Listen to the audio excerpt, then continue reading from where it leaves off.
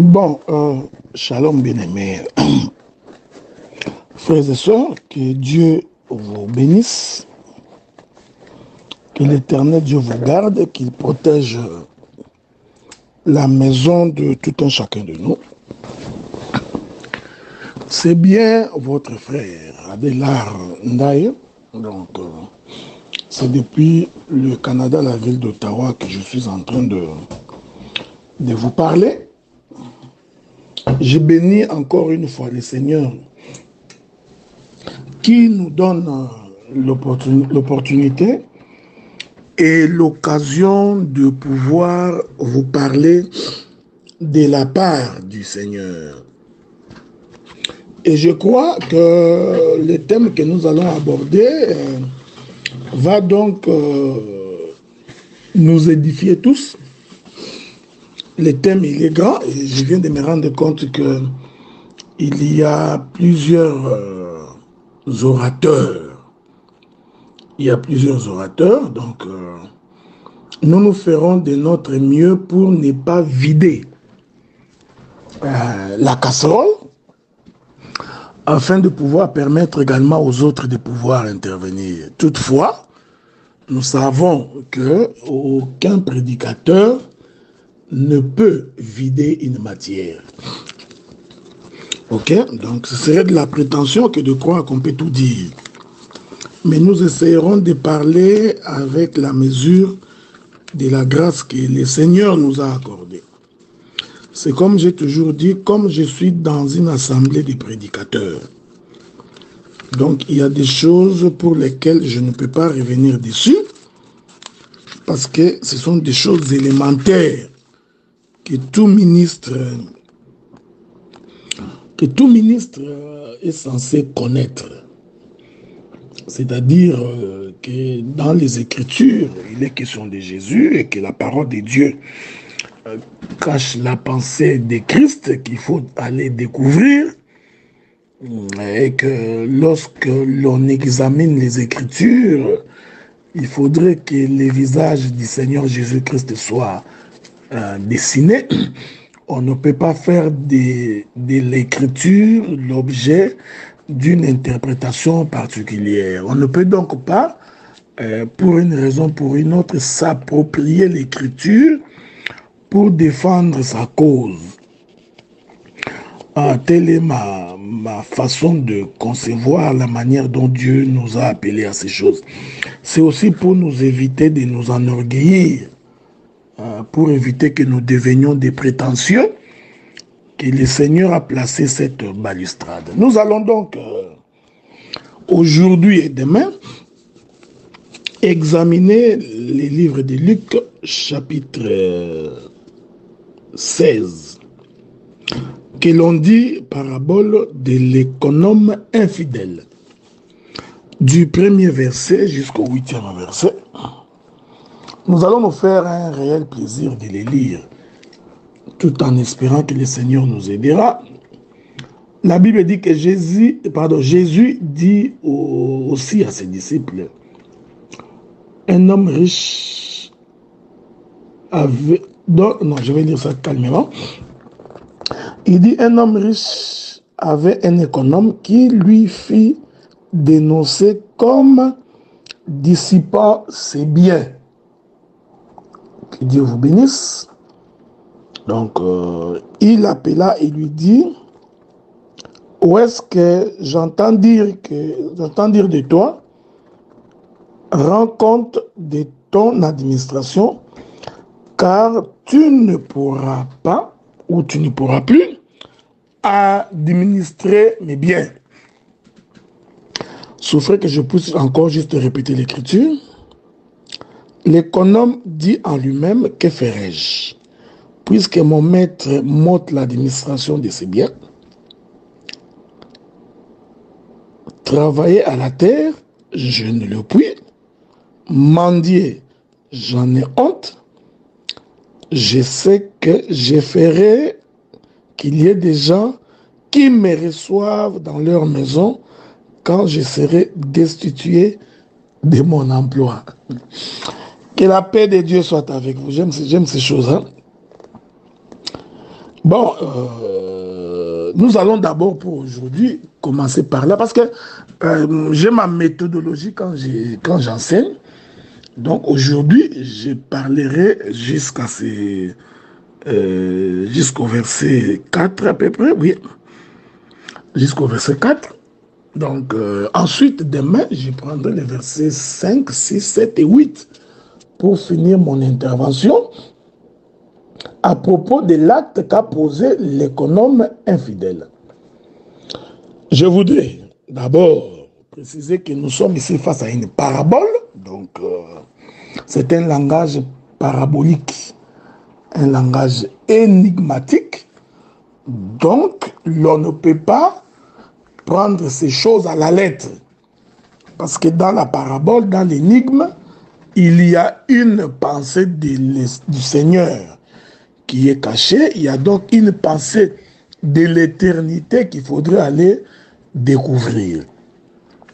Et pour découvrir cette pensée, il faudrait donc explorer le pays de Canaan. Il faut explorer les pays de Canaan, vérifier tous les territoires des fils de Jacob, et chacun avec sa portion, et ensuite, on peut avoir une vision nette du pays. Ok? Ceci est très important. Donc, c'est pourquoi même Balaam, lorsqu'il a voulu maudire Israël, Balaam monta sur une montagne. Le souci de Balaam, c'était qu'il devrait avoir la vision générale de la manière dont Israël campait. Malheureusement pour lui, chaque fois qu'il montait, il ne voyait Israël que de façon partielle. Mais quand on aborde un thème comme celui-ci, il faudrait avoir une vision globale de ce que le Seigneur voudrait dire. Je répète ici que le Seigneur, ici, confirme qu'il était un homme riche, premier élément, et qu'il a pris toute sa richesse, il l'a confiée à son serviteur. Il s'est fait malheureusement que ce serviteur-là lui a été infidèle en dissipant ses biens. Ok? Donc, nous n'allons pas donner le cours d'économie. Nous ne sommes pas ici en train de faire une certaine forme de morale. Nous ne faisons pas non plus une étude de finances. Nous sommes en train de préciser qu'est-ce que Dieu entend par ces choses. Il dit à ses serviteurs, à ses disciples, qu'il y avait un homme riche et que cet homme riche avait choisi un homme pour gérer sa richesse, mais il s'est fait malheureusement que cet homme-là s'est rendu donc infidèle en dissipant ses biens. Et alors il va décider de pouvoir mettre cet homme dehors. Maintenant, ce que j'aime, je vais lire pour vous le verset 4, le serviteur infidèle va dire, je sais ce que je ferai pour qu'il y ait des gens qui me reçoivent dans leur maison quand je serai destitué de mon emploi. Donc, les soucis de ces économes infidèles, il savait il va être destitué. Alors, il a projeté de quelle manière il continuera à être reçu. Okay? Donc, par les gens qui étaient avec lui. Que la paix de Dieu soit avec vous. Donc, ceci étant dit, j'ai donc tracé les décors. Je crois qu'il est temps maintenant que nous puissions commencer à expliquer, à interpréter et à comprendre ces choses. Que le Seigneur vous bénisse. Nous allons d'abord par expliquer l'homme riche. Qui est cet homme qui était riche? C'est là qu'on va commencer. On va d'abord commencer par expliquer qui est cet homme qui était riche. Quelle était donc sa richesse? Que la paix de Dieu soit avec vous, ok? Nous continuons. Voilà, bien-aimés frères et sœurs, nous commençons par définir l'homme riche. Ça va nous aider à pouvoir avancer et à comprendre la pensée de l'Écriture. Vous savez, au commencement, je suis dans le livre de Genèse, dans son chapitre 1er, commencement, l'Éternel Dieu était un homme pauvre. Au commencement, je l'ai dit, donc Genèse chapitre 1er, premier verset, au commencement, Dieu créa les cieux et la terre. Lorsque la Bible parle du commencement, ça vous le savez, la Bible nous fait comprendre que l'Éternel est sorti de l'éternité. Et dans l'éternité, comme il n'y a ni commencement ni fin des jours, comme dans l'éternité, il n'y a pas le matériel. Donc, l'Éternel sort de l'éternité et le Seigneur commence par la création. Il crée les cieux et la terre. Ça, ce sont des choses que vous connaissez. J'ai toujours aimé le prophète Moïse. Il explique que le Seigneur crée d'abord les cieux et la terre. Vous comprenez que quand Dieu crée les cieux et la terre, il crée les cieux et la terre, les cieux avec tout ce qui s'y trouve, et la terre aussi avec tout ce qui s'y trouve. Ça, nous le présentons de façon d'abord prophétique. Parce que sur le plan doctrinal, c'est alors que Dieu procède à la formation. Mais prophétiquement, en créant les cieux, Dieu y avait mis dans les cieux toutes les créatures célestes. Ok? Donc, les gens qui ont toujours posé la question, quand est-ce que Dieu a créé les anges? Quand est-ce qu'il avait créé Lucifer? Je vous informe que les anges, Lucifer et les autres, tous ont été créés au commencement quand Dieu a créé les cieux. Ok? Ne vous en faites pas. Donc, tous ont été créés là-bas. Donc, c'est au commencement que Dieu créa les cieux et la terre. Ici, hein, c'est très important. Je ne parle pas je ne suis pas encore dans la création d'avant le commencement. Non. Okay? Parce que moi, j'ai toujours considéré que dans l'éternité, Dieu était seul et nous étions tous en Dieu. Mais quand il entre dans les temps, il commence par créer les cieux et la terre. Ce langage-là est un langage prophétique, c'est un langage que Moïse a codifié. C'est un langage pour dire que les cieux renfermaient toutes les créatures célestes. Ok? Donc, c'est en ce jour-là que Dieu crée les cieux et la terre. Et la terre, au premier jour de la création, dans son premier verset, qui garde la pensée prophétique de l'Écriture, Dieu a créé la terre avec tout ce qui y est renfermé dans la terre. Je voudrais dire que tout, c'est-à-dire les arbres, les animaux, les poissons, tout, j'ai dit tout. Voyez-vous? Donc tout ça était renfermé quand Dieu créa les cieux et la terre. Ainsi, vous allez remarquer, frère, lorsque Dieu crée les cieux et la terre, l'Éternel Dieu commence par devenir un homme riche.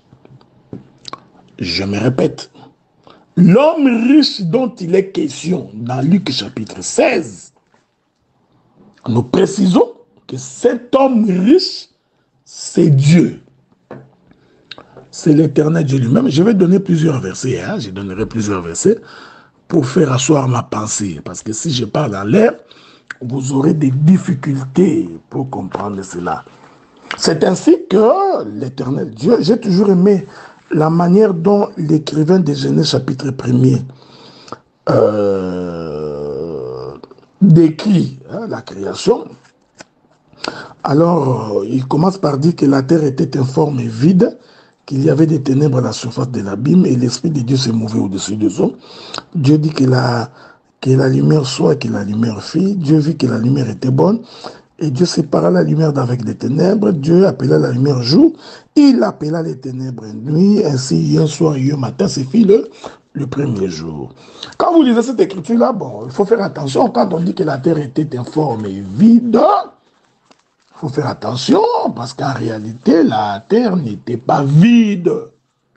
Hein? Parce que déjà là, il faut comprendre que Moïse est dans une autre dispensation.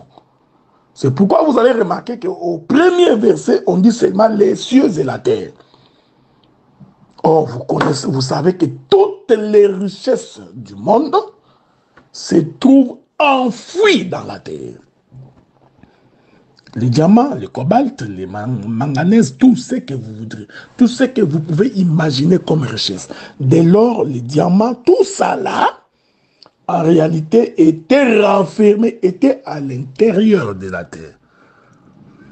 Souffrez que je les puisse également le dire autrement. Donc, toute la manifestation de ce qui est terrestre était d'abord renfermée dans la terre. Ok?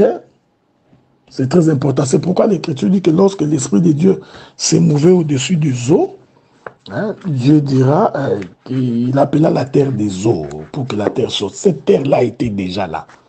Vous comprenez? Adam était dans cette terre-là. J'aime ça. Hein? Il était caché dans cette terre-là. Toute l'humanité était déjà cachée dans cette terre-là. Quand bien même que l'œil physique ne pouvait pas le voir, mais sur le plan prophétique et spirituel, quand Dieu regardait la terre, il trouva dans la terre tout ce qui s'y trouve. Je voudrais faire une petite gymnastique en allant visiter le pays d'Égypte. Okay? Je rentre dans le pays d'Égypte pour expliquer la même pensée. Vous savez, Dieu a répété la même chose lorsqu'il décida que les enfants d'Israël allaient séjourner dans une terre étrangère et que là-bas qu'ils deviendraient esclaves. Est-ce que vous me voyez? Les enfants d'Israël se retrouvent en Égypte et ils vont y habiter pendant 400 ans, donc presque 400 ans, 430 ans, tout dépend de la manière dont tu abordes la portion de cette écriture-là. Et pendant que Israël était en Égypte, ok, les enfants qui sont nés en Égypte, quand on les regardait du haut de la montagne, en réalité, ils étaient des Égyptiens. Je voudrais ici prendre un exemple qui est tout à fait facile à comprendre pour beaucoup. Ok? Donc, si vous habitez par exemple la France et que votre enfant naît en France, c'est un citoyen français, il grandit en France, il étudie en France, il est français. Ok? Donc, même son raisonnement est français. Sa manière de vivre est française. C'est-à-dire que quand on les regarde d'en haut, on dira qu'il est un Français. Mais quand on sonde, quand on entre dans la profondeur, en d'autres termes, quand on voudrait aller toucher l'origine, là, on va constater que non, même s'il est français, mais français d'origine congolaise. C'est un exemple que j'ai pris, mais regardez, comme la Bible est parfaite, elle est complète, même dans la Bible, il y a cet exemple-là. Je vais prendre deux exemples pour me faire comprendre. Je m'excuse, j'avais reçu un appel, je reviens, je continue. Lorsque Joseph se retrouve en Égypte, je veux que vous me suiviez attentivement. Quand Joseph se retrouve en Égypte, Joseph va donner naissance à Ephraïm et Manassé. Aux yeux des Égyptiens, Manassé et Ephraïm étaient Égyptiens. Est-ce que vous comprenez ce que je dis? Donc, quand on regardait Manassé et Ephraïm, ils étaient identifiés aux Égyptiens. Ils étaient identifiés aux étrangers. C'est d'ailleurs pour cette raison, lorsque Joseph était venu devant son père avec ses deux fils, son père Jacob avait donc raison de demander qui sont donc ces gens-là? Qui sont ceux-ci? Il est merveilleux, hein? J'essaie de rester dans notre sujet, hein? J'essaie de ne pas aller entrer dans d'autres branches pour ne pas dire autre chose. Ce n'est pas pour rien que Jacob avait demandé qui sont ceux-ci. Parce qu'en fait, bien mes frères, Jacob a trouvé que les fils de Joseph étaient différents de ses fils. Donc, il ne ressemblait pas à ses fils à lui. Alors, il pose la question, qui sont ses fils? Qu'est-ce que Jacob dit? Il dit, non, ça, ce sont les enfants que j'ai acquis quand je suis en Égypte. C'est alors que le père va les adopter. Ça, c'était notre enseignement. Donc, Manassé et Ephraïm étaient des étrangers, mais qui ont été adoptés par le père. C'est pourquoi Paul dit, nous qui étions étrangers, n'ayant pas droit de cité, étrangers aux alliances de Dieu, voilà, la mort de Jésus-Christ nous a rapprochés, pour que l'étranger aussi entre dans les plans de la rédemption. Je touchais cette écriture-là pour dire justement, est-ce que vous me suivez, suivez-moi bien, pour dire justement que lorsque l'on observait la terre, toute la terre, même si l'on ne voyait rien, ça donnait l'impression d'être informe et vide. J'ai dit que ça, c'est une vision d'en haut, c'est une vision de la montagne. Mais lorsqu'on perçait la terre, en réalité, cette terre-là n'était pas vide, elle n'était pas informe. Est-ce que vous comprenez? Donc, la terre elle-même renfermait toute la richesse. Que la paix de Dieu soit avec vous. Nous continuons notre marche. Je suis toujours en train d'expliquer que cet homme-là, c'est Dieu, l'homme riche, c'est Dieu, et comment il est riche. Hein, j'essaierai également d'être beaucoup plus, à un moment donné, doctrinal. Hein, c'est aussi important. Bon, bien que nous sommes dans une assemblée des prédicateurs, hein, ça c'est vraiment dans une assemblée des prédicateurs, mais nous pouvons avoir quelques élans évangéliques pour rapprocher le peuple vers Dieu. Hein. Je pourrais le faire probablement dans ma marche selon que le Saint-Esprit pourra me conduire. Écoutez-moi bien. Je prends un deuxième témoin de la Bible. Vous savez que Moïse est né en Égypte, non? Moïse est né en Égypte. Et que, en réalité, Moïse était un Égyptien. Hein? Quand on regardait Moïse d'en haut, Moïse était un Égyptien. Ok? D'ailleurs, c'est pour cette raison-là que... que Dieu vous bénisse. Hein? D'ailleurs, c'est pour cette raison-là que la fille de Pharaon l'a accueilli dans sa maison. Parce que la fille de Pharaon, pour elle, Moïse était Égyptien. Faites attention. Hein? Je voudrais que vous fassiez très attention. Je sais déjà que elle est née d'une famille de Lévi et que ça a été dit que c'était un enfant des Juifs. Il faut aller chercher une dame juive pour pouvoir l'allaiter. Ok? Ça, je sais. Mais il faut me suivre attentivement parce que le nuage est en train de se déplacer. Donc, il y a une pression atmosphérique et nous déplaçons les nuages. N'est-ce pas le jour où Moïse va aider les filles de Jéthro pour puiser de l'eau? Je parle de Séphora et de ses sœurs. Lorsque celles-ci sont rentrées chez eux à la maison, on leur posa la question, pourquoi êtes-vous rentrés si tôt? Ok? Elles prendront la parole et diront, un Égyptien nous a aidés. Ok? Un Égyptien nous a aidés.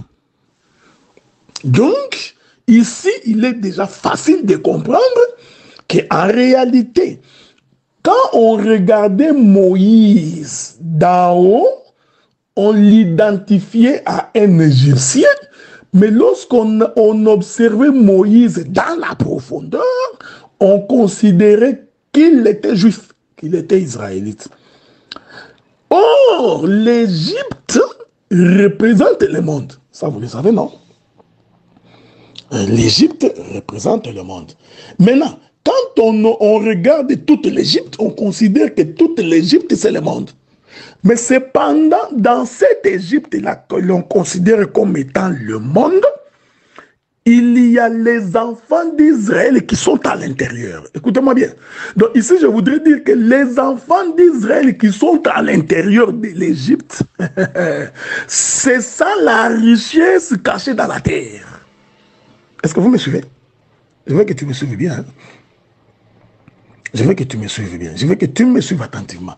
Donc, Les enfants d'Israël en Égypte, quand vous les regardez vus d'en haut, vous regardez l'Égypte, vous direz que toute l'Égypte, ce sont des Égyptiens.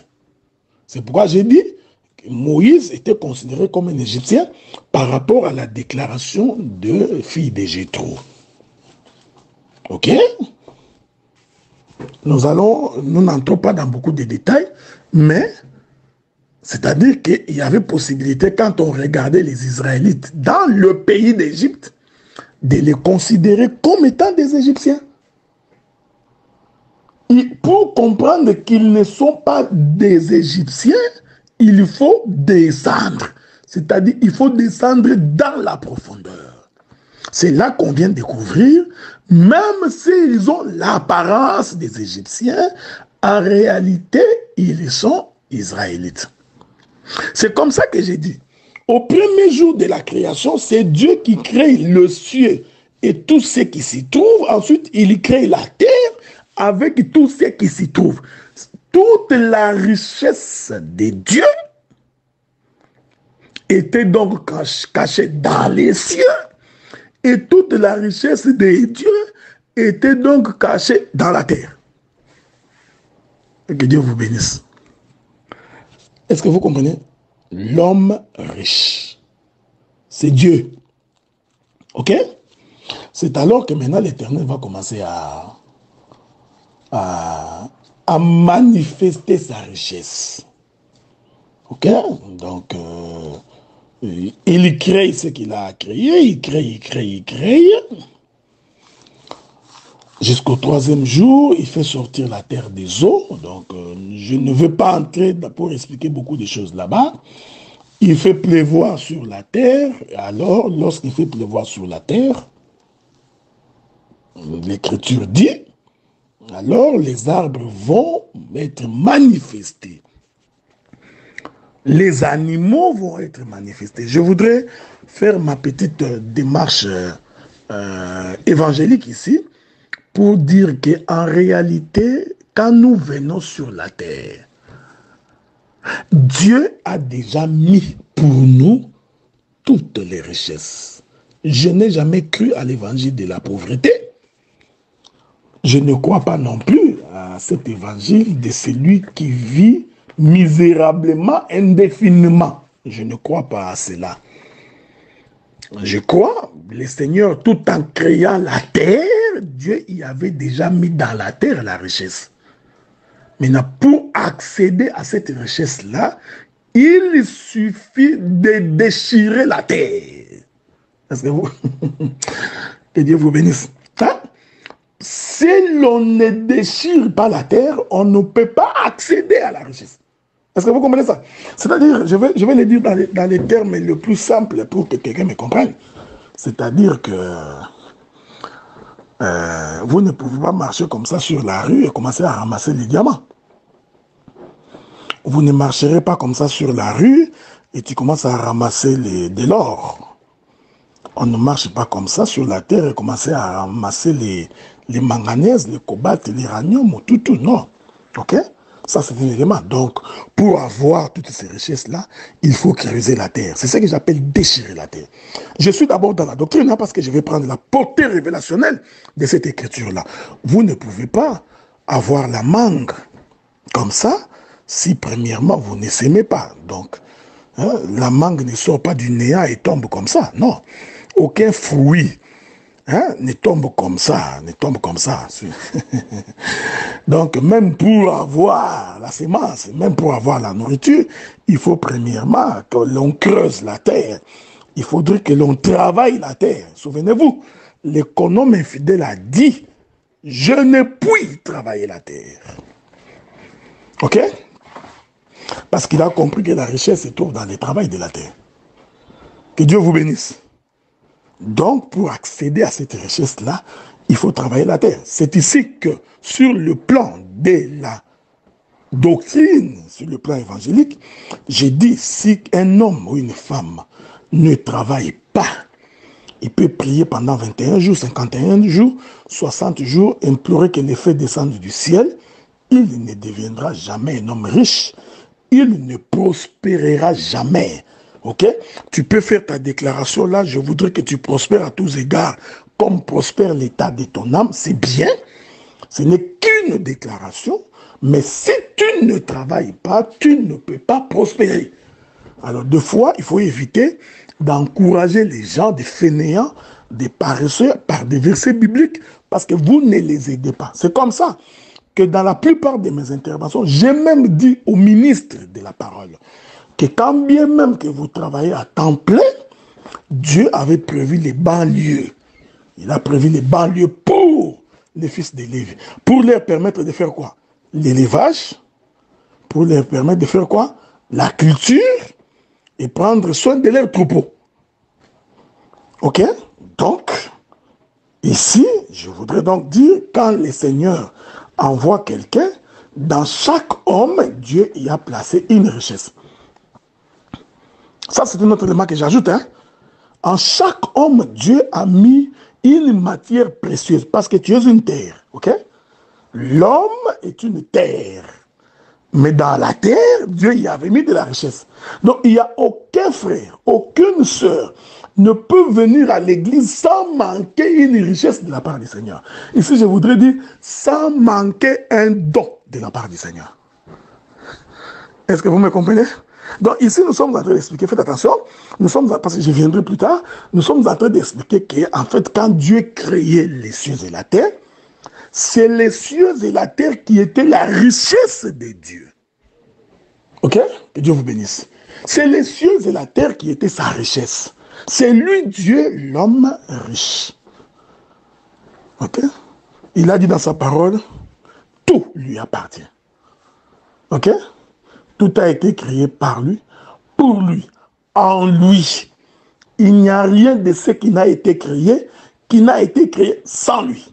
Donc, tout sur la terre, dans les cieux, sur la terre, sous la terre, tout appartient à Dieu. Donc, c'est un homme riche. Le monde lui appartient. Est-ce que vous comprenez ce que je dis? Que la paix de Dieu soit avec vous. Bon, nous sommes en train de continuer notre marche de sanctification. Ok? Donc, ce qui fait que le Seigneur, finalement, en créant, il s'est fait riche. Ici, je voudrais, toujours dans mon intervention exhortationnelle, je voudrais dire, remarquer que même Dieu lui-même, pour qu'il devienne riche, Dieu a travaillé. Ok? C'est pourquoi le premier verset, le prophète Moïse présente la chose sur le plan prophétique. Au commencement, Dieu créa les cieux et la terre. Mais quand vous poursuivez, vous continuez dans les versets qui suivent, vous allez très vite vous rendre compte que après cela, le Seigneur a travaillé. Il a travaillé pour placer les luminaires. Ok? Dieu a travaillé pour que la terre sorte des eaux. Hein? Dieu a travaillé pour former les oiseaux. Dieu a travaillé pour former les animaux. Hein? Donc, les reptiles, les poissons. Dieu a travaillé pour former l'homme. Ok? Donc, c'est le travail qui procure, ou en d'autres termes, c'est le travail qui rend matériel une richesse. Est-ce que vous comprenez? Sans le travail, une richesse ne devient pas matérielle. Elle restera richesse, mais elle ne procurera pas le bonheur au peuple. C'est ce qui arrive au Congo. Nous sommes assis sur des mines de richesses, mais nous sommes pauvres. Ok? Peut-être que beaucoup ne le savent pas. Nous sommes censés être les pays les plus riches du monde. Ok? Il suffit de vous informer sur le plan géologique, climatologique et même sur le plan agronomique. Vous allez vous rendre compte qu'en réalité, le Congo est comme une terre, mais non travaillée. C'est-à-dire toute la richesse s'y trouve, mais on n'a pas creusé, on n'a pas déchiré la terre. Ok? C'est pour dire que si l'on ne travaille pas, donc la richesse, elle restera richesse verbale, mais tu ne toucheras pas cette richesse-là. Donc, ici, vous voyez, frère, je suis en même temps en train de dire des choses profondément spirituelles pendant que j'ai parlé ici. Dieu a caché la richesse dans la terre. Est-ce que vous permettez que nous regardions les rétroviseurs? Souffrez que nous puissions regarder les rétroviseurs. Je vais dire ce que j'ai dit, mais je vais le dire autrement. Qu'il me soit donc autorisé de vous amener pour que nous visitions ce que Dieu a fait. Remarquez que lorsque Dieu crée l'homme, il rassemble la poussière de la terre. Mais une fois que Dieu a rassemblé la poussière de la terre, comme Dieu dans ses principes, il fait en sorte que la richesse soit toujours cachée pour permettre à l'homme de travailler afin d'obtenir cette richesse. Qu'est-ce que Dieu fait? Et Dieu souffle dans les narines de l'homme. Il prend donc ce qui était richesse ici, c'est-à-dire le souffle de l'Éternel. Dieu va le placer dans l'homme. J'aime ça. Le souffle est à l'intérieur de l'homme. Hein? Le souffle est caché à l'intérieur de l'homme. Est-ce que vous comprenez ce que je dis? Donc, Adam lui-même, il est aussi une richesse de Dieu pendant sa création. Mais cette richesse-là, c'est Adam terre, mais l'esprit est caché à l'intérieur. C'est ça, la gloire de Dieu, c'est de cacher les choses. Et celle du roi, c'est de les sonder. C'est un verset que tu répètes souvent. Hein? La gloire de Dieu, c'est de cacher les choses. Et la gloire des rois, c'est de les sonder. Il y a beaucoup de gens qui pensent que quand nous prenons ces versets-là, c'est seulement pour expliquer, tu vois, les ministres, c'est lui qui explique l'écriture, il entre à l'intérieur de l'écriture, tu vois, les ministres, c'est les rois. Ça, c'est une bonne chose. Je t'informe que la gloire de Dieu, c'est de cacher les choses. Nous disons, c'est la création d'Adam, au cours de laquelle Dieu a pris son esprit, c'est-à-dire Dieu lui-même est entré dans Adam. C'est comme Noé qui rentre dans l'arche. Dieu lui-même entre dans Adam. Voyez-vous, c'est ça la gloire de Dieu de cacher les choses. Mais qu'est-ce que c'est la gloire des rois? C'est de les sonder. C'est la mort d'Adam. Vous comprenez? Donc, il est merveilleux. Quand Dieu regarde regarde Adam, il dit, il n'est pas bon que l'homme soit seul. Donc, quand Dieu décide de déchirer Adam, j'ai dit que c'était tout un travail pour se procurer de la richesse. Je suis des passages. Hein? Sur ce verset-là, je suis juste des passages. Parce que ouvrir la côte d'Adam, c'était tout un travail. C'était déchirer la terre pour découvrir la richesse qui est cachée à l'intérieur. Ok? Le temps nous manquerait d'aller visiter la montagne de Golgotha pour expliquer la même chose. Donc, Dieu fait en sorte que maintenant la richesse devient matérielle. Je prends des exemples pour que nous nous mettions d'accord. Toute la sémence est produite par la terre. Ok? Toute la sémence est produite par la terre.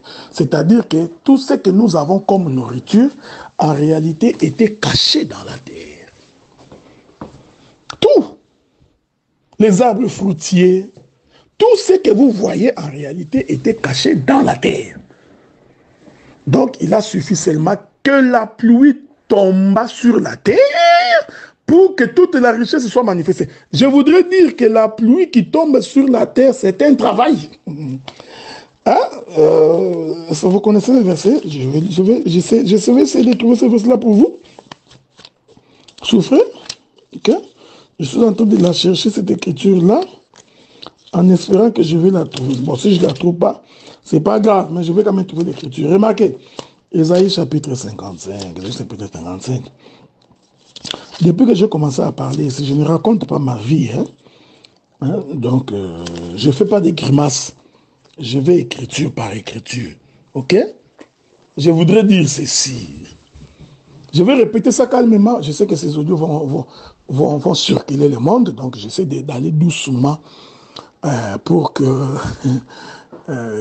même le plus petit puisse comprendre la pensée de ce que j'ai dit. Je répète d'abord ça clairement, avant de sonder et d'expliquer comment la pluie devient tout un travail. Ok?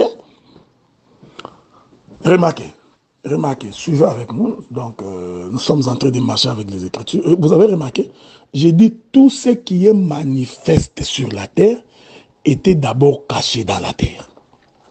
J'ai dit tout. C'est-à-dire, quand on regardait la terre, les lions étaient dans la terre, tous les animaux mammifères étaient dans la terre, le poisson était dans la terre, les oiseaux étaient dans la terre. Ok?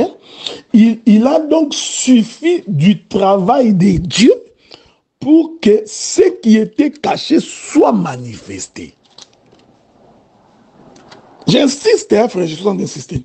Il a fallu que Dieu travaille pour que ce qui était caché devienne une richesse palpable. Mettez-vous au travail, frère. Même quand vous servez Dieu avec détermination, avec passion. Parce que vous récolterez les fruits de votre travail. Et le Seigneur ne peut pas vous abandonner. Qu'il neige, qu'il pleuve. Quand on fait l'œuvre de Dieu sincèrement, pour déchirer la terre, pour récolter ce qui est à l'intérieur, Dieu ne peut pas vous abandonner. Donc Dieu lui-même nous a prêché par l'exemple. Donc, il s'est procuré de la richesse en travaillant. C'est bon? J'ai dit, même la terre elle-même renfermait tout ce qui est nourriture. Les arbres, les fruits, les blablabla, tout ça là était renfermé dans la terre. Mais pour que cela soit manifeste, je répète, pour que cela soit manifeste, il a fallu que la pluie tombe du ciel. Est-ce que nous sommes d'accord? Bon, je prends le livre d'Ésaïe. Ésaïe chapitre 55.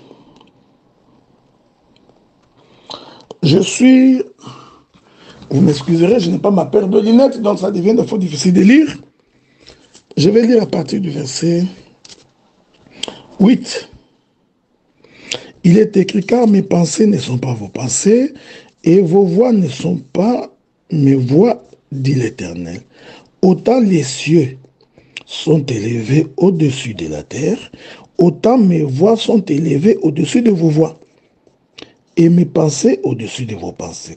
Comme la pluie et la neige descendent des cieux, et ne se retournent pas sans avoir arrosé. Vous voyez, c'est ce que j'ai appelé la pluie qui travaille. Hein? Donc, quand la pluie tombe, elle fait quel travail? Elle arrose, elle féconde la terre, et la pluie fait germer les plantes, sans avoir donné de la semence au semeur et du pain à celui qui mange. Est-ce que vous avez compris cette écriture? Mais c'est l'écriture de la création. C'est-à-dire, la terre renfermait déjà la richesse.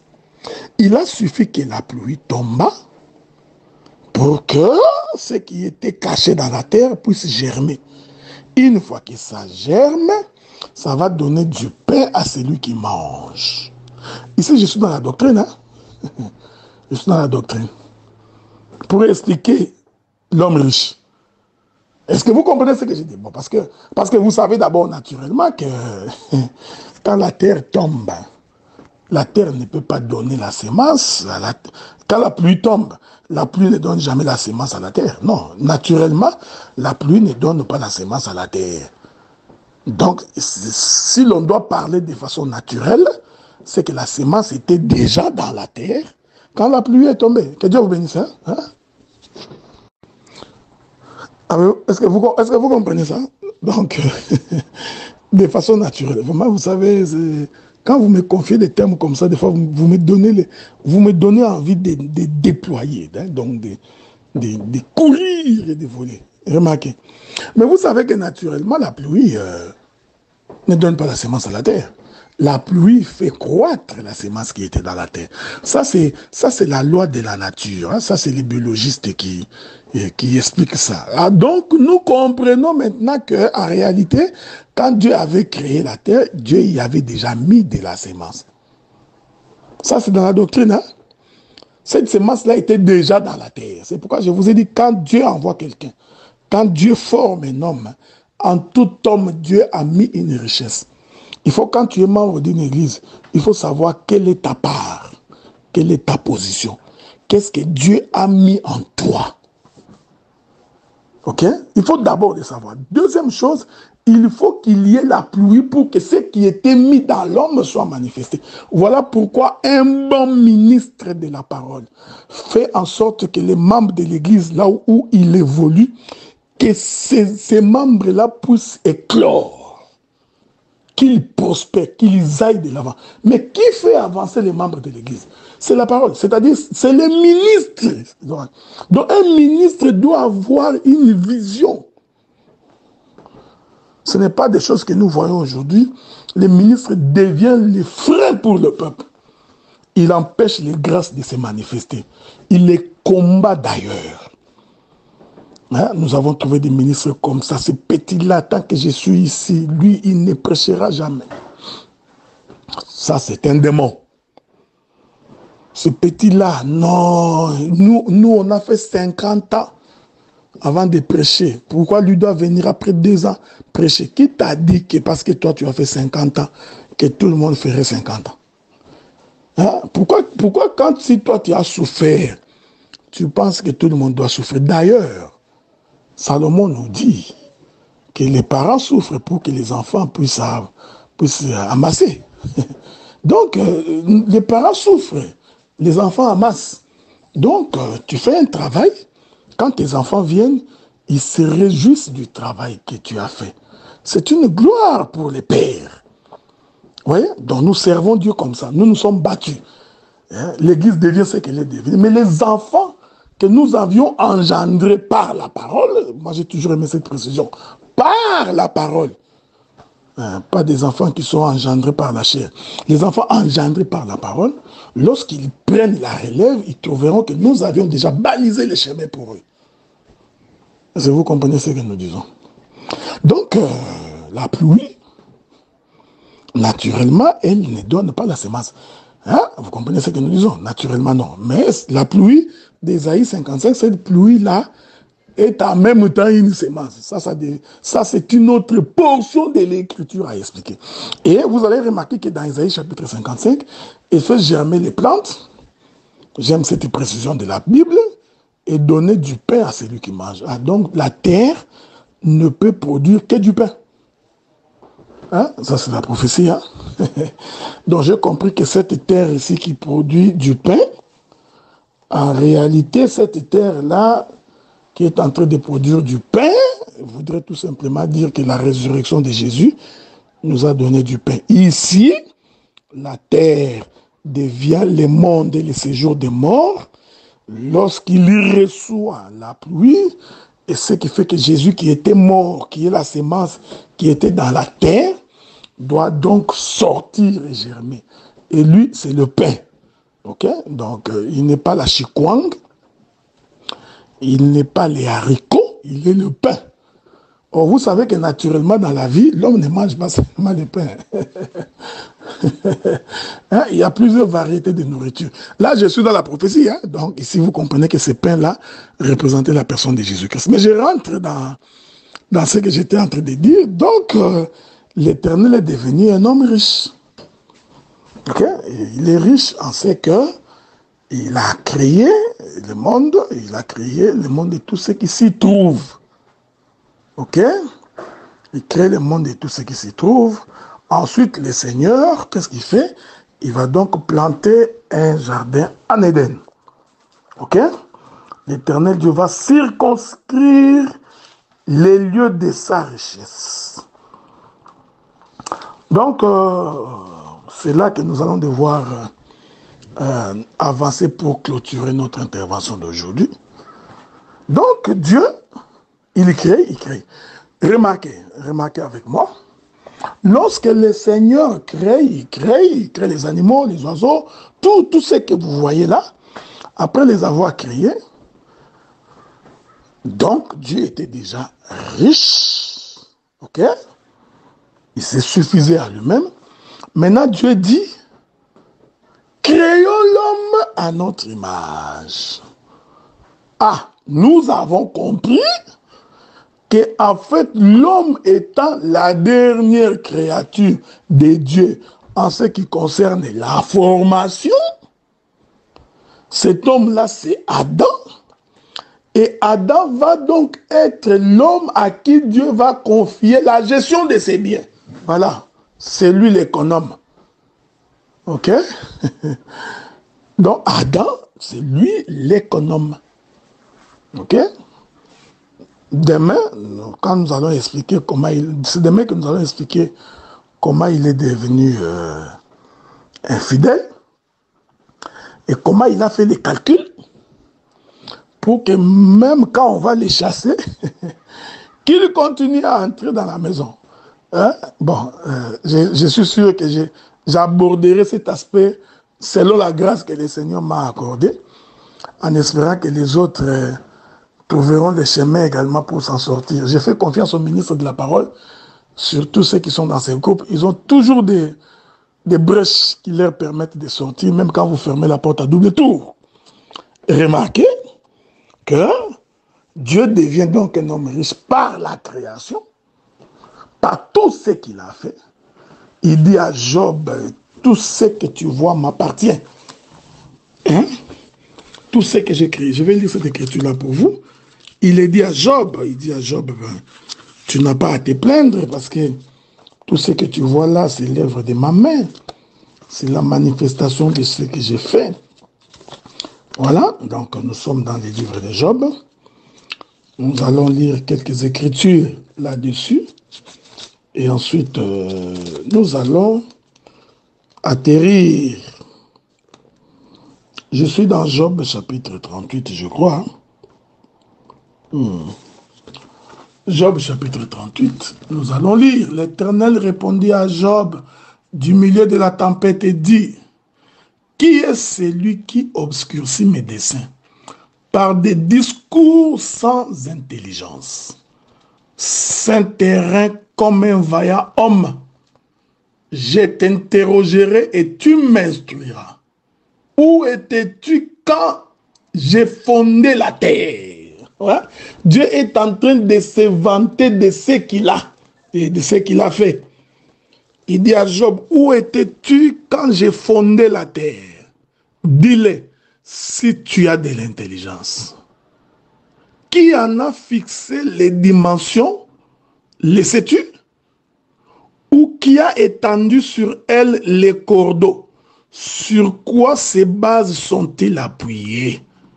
Ou qui en a posé la pierre angulaire, afin que les étoiles du matin éclataient en chants d'allégresse, et que tous les fils de Dieu poussaient des cris de joie? Qui a fermé la mer avec des portes quand elle s'élance du sein maternel?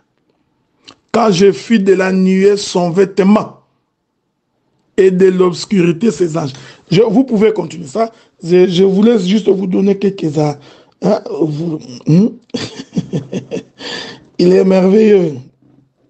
Verset 28, il est écrit, la pluie a-t-elle un père qui fait naître les gouttes de la rosée, du sein de qui sort la glace et qui enfante les trimats du ciel. Ok? L'Éternel est en train de se vanter de sa richesse. Quelle était la richesse de Dieu? C'est la création. Ok? L'homme riche dont parle le Seigneur Jésus-Christ dans Luc chapitre 16, cet homme riche, c'est d'abord Dieu lui-même. Maintenant, nous allons conclure par quand vient intervenir l'économe infidèle. Que Dieu vous bénisse. Nous nous régalons dans la présence de Dieu et nous bénissons Dieu. Comme je suis en train de conclure cette première partie, souffrez que je dise deux, trois petits mots quant à ce qui concerne la marche de l'Église. Écoutez, bien-aimés dans le Seigneur, il faut croire qu'il y a une place pour le Saint-Esprit dans l'œuvre de Dieu. Et le Saint-Esprit, c'est quelque chose d'abord de surnaturel. C'est quelque chose d'exceptionnel et d'extraordinaire. le Saint-Esprit, il n'est pas manipulable. On ne le fabrique pas. Et l'Église, par les temps qui courent, a besoin de la présence du Saint-Esprit. L'Église a besoin de la manifestation de la puissance du Saint-Esprit. L'Église a besoin que nous puissions voir que Dieu agit au milieu de nous. Et cette manifestation du Saint-Esprit devrait être vécue par des visions, par des songes, par des prophéties, paroles de connaissance, par la guérison, par les miracles, par tous les dons de l'Esprit qui puissent exister. Et pour que ces choses-là soient manifestes au milieu de nous, au milieu des enfants de Dieu, il faudrait apprendre à vivre la vie de la sanctification. Et pour que tu vives la sanctification, il faut fuir les péchés, il faut fuir les distractions, il faut fuir les querelles, parce que les discussions, les querelles, les insultes, les débats, les discussions inutiles refroidissent la puissance du Saint-Esprit pour ceux qui servent Dieu. C'est un conseil. C'est un conseil que je vous donne. Il faudrait éviter les débats inutiles. J'ai compris que c'était un vent du diable qui a fait de beaucoup de prédicateurs des théologiens. En fait, quand bien même qu'ils ne sont pas allés étudier, faire l'étude de théologie, mais ces gens-là sont devenus théologiens tout en ne sachant pas qu'ils sont devenus théologiens. Donc vous trouverez des frères qui discutent à la longueur de journée, mais sans un brin de conversion.